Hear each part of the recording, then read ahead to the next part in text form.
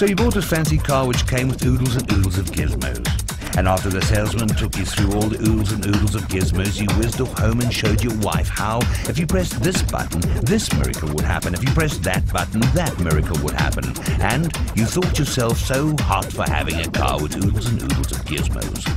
A year later, driving the car, you've forgotten that half the oodles exist.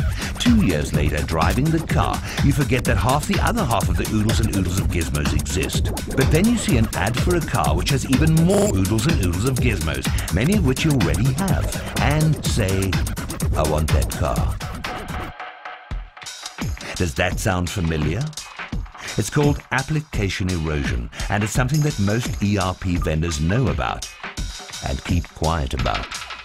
For instance, the other day the gang at Hair Software got a spec from an existing client that wanted to replace its entire ERP system.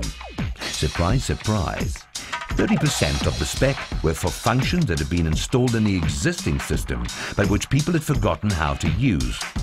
An additional 20% were for functions that had been installed, but had never been implemented. And an additional 20% were available as simple upgrades that had never been requested.